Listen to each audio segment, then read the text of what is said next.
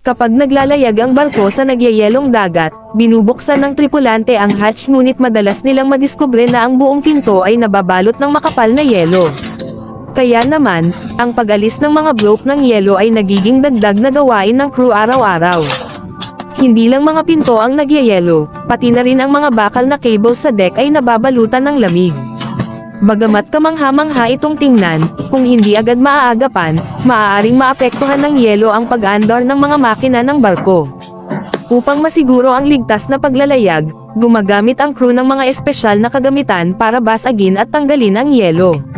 Nakakagaan ng pakiramdam ang prosesong ito, ngunit nangangailangan ng matinding pisikal na lakas.